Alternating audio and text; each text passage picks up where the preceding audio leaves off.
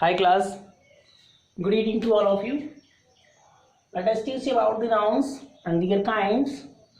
As you know that in previous classes I teach to you about the nouns and their two mainly kinds by the countings.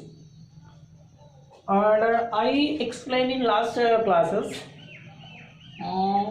there are two kinds. Noun two kinds, first countable, second uncountable. But you know that I explain only one kinds of the nouns, which is the countable nouns, and I also tell to you that there are two kinds, mainly three kinds of countable noun. First is proper, second is common, and third is collective nouns.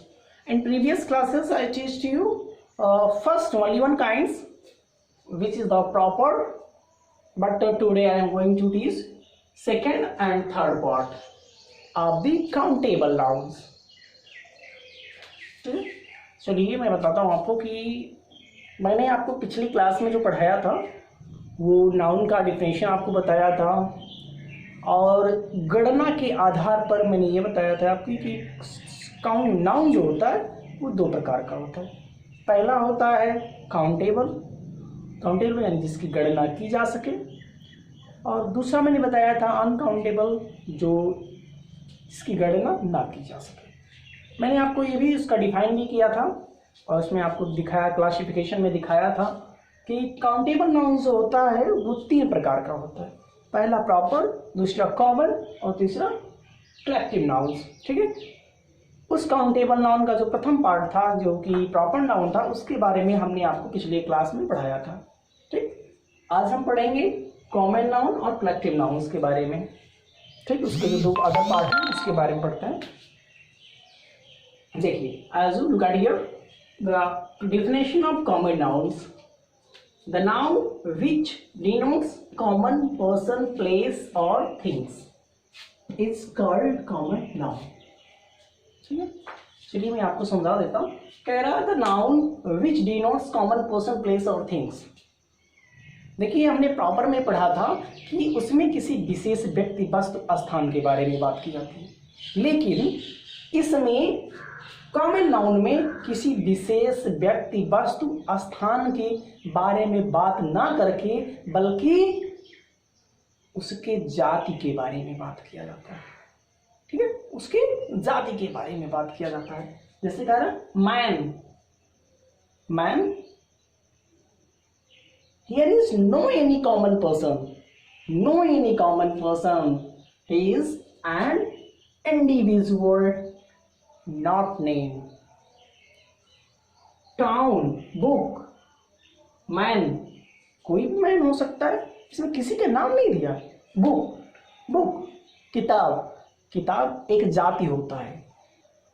बाकी किताब कई होती है, English की भी होती है, हिंदी की होती है, मैथ की होती है, साइंस की होती है। इसमें किसी एक कॉमन की जाति की बात की जाती है। ठीक है, second is collective nouns. The definition of collective nouns, the noun which denotes a group of person or other creature or collection of things is called collective nouns. देखिए, कलेक्टिव नाउन जो होता है इसे हिंदी में कहते हैं समूहवाचक। इसमें एक समूह की बात की जाती है, एक ग्रुप की बात की जाती है, जिसमें किसी एक दो नहीं बल्कि एक समूह होती है। ठीक है, उसे हम बोलते हैं, इसमें एक समूह में चाहे व्यक्ति हो, चाहे कोई वस्तु हो, ठीक है ना, किसी भी चीज को हो, वो एक ग्रुप में हो, एक कलेक्शन में हो, उसकी बात की जाती है, उसे हम कहते हैं कलेक्टिव नाउन्स। एग्जांपल के लिए, अ ग्रुप ऑफ पर्सन, लोगों का एक समूह। ठीक है, अ टीम ऑफ प्लेयर्स, खिलाड़ियों का एक समूह। ठीक है, तो इसमें कलेक्शन की बात करते हैं। A group of grapes, a bunch of grapes, sorry it is. ठीक, और मैंने जो बताया था कॉमनली काउंटिंग के आधार पर दो प्रकार के नाउन्स, काउंटेबल, अनकाउंटेबल। दूसरा जो होता है वो होता है अनकाउंटेबल नाउन्स। अनकाउंटेबल नाउन किसे कहते हैं? The definition of uncountable noun is a noun which can not be counted, is called countable noun. मैंने पहले बताया आपको कि अनकाउंटेबल नाउन जो होता है एक ऐसा नाउन होता है जिसकी गणना नहीं की जा सकती, we can not count it, is called uncountable noun. For example gold, water, oil. Water we can not count water, oil we can not count oil, so we can say it is uncountable nouns. ठीक है, I hope you understand well. If you have any doubt, then you ask me and you reply me on my WhatsApp. And next classes, I teach to you about the two parts of uncountable noun, which is materials noun and abstract noun. इसको हम बताएंगे आपको अगले video में। Thank you.